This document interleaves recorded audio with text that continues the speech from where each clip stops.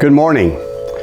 Well, it's time once again for Wednesday's Uplift from John Wesley United Methodist Church. You know, it's been a real treat to listen to our lay people share the devotional thoughts that God has given them. We've been doing this now for several weeks. Several of our folks have done this, and they've really been challenged by it, and they've been excited to do it. We've had several asked to be able to do this, and so I'm just excited to have them do that. We feel like it was a good idea just to kind of get over the middle of the week, you know, on Wednesday being hump day, and just to give you words of encouragement, words of challenge, words of excitement about life and living. And so obviously I'm not at the church right now, so let's go to the church and see what Miss Kim has to share with us today. God bless you. Good to see you today. Good morning. I'm here at John Wesley United Methodist Church, and I feel extremely blessed to be doing this uplift. Being human makes us wonder why things happen like they do. Although our faith is built on what we can't see or understand, our humanness sometimes asks why. God works in funny ways. His works are going on around us right now. He's healing our land, although we may not see it. And yes, people will get sick. And unfortunately, people will die. Violence will continue and protest, and God will continue his works. There our faith remains. God didn't promise us a rose garden. He did promise never to abandon us. There are times we need that hand in ours, that arm around our shoulder, that light in the dark. In 2004, my sister called me to help her with a yard sale. She was getting rid of junk. Her junk was a lot of antique glassware and kitchen stuff. The early morning went quick. The last few hours slowed. She had a radio on the table and turned it on. It was playing a station that played 60s to 80s genre of music. A song came on. She called out, "Who sang this?" I'd think hard and yell out the name. Then we both started trying to guess the name of the song by the first line or two. We were laughing and cutting up. A song came on, and we both looked at each other, smiling, and in unison yelled out, "Color My World, Chicago."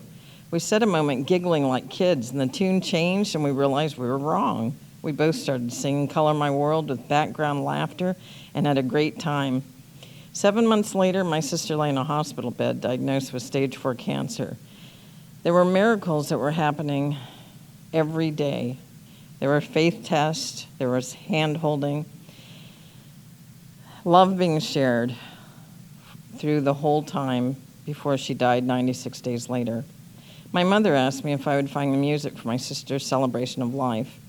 I thought a moment and then remembered Color My World. There were other more appropriate songs, but this song carried a memory of joy, silly joy. My husband Scott and I went to the music store in the mall, Hastings, and several other stores with no luck in finding a Chicago CD with the song. Scott needed something from Walmart, so that was our last resort. We went over to the auto parts section, and I followed him into an aisle. He went to the end of it, and I turned and faced the air fresheners and started smelling a few. We were still in that fog of grief, in that moment where time freezes and you're not sure you can move. I heard it over the loudspeaker. "Color My World," I could hear her yell. I glanced towards Scott, tears running down my face. Scott stared back, his cheeks glistening. We both covered our mouths, giggling. God had answered someone's prayer for our comfort through a song. We went to the music department, and there it was. His works are all around us. Even in these moments, the COVID moments, where we sometimes think and wonder, when is life going to get back to normal? We can step outside and we can see the trees, we can see the flowers, we can see birds, we can see animals, children playing. We can see that the world is back to normal. The world is going on. Amidst all of this other stuff, God is telling us, this too shall pass. Life will get back to normal. Hold on to your faith. And while you're doing it, let's all be there for each other and remember those who are home alone. Let's give them a call because we have the gift of time right now. Give them a call and just see how they're doing. Not wait for them to reach out to us, but through our Christian love, reach out to them. We have the time, and let's share it. Thank you. You have a great day.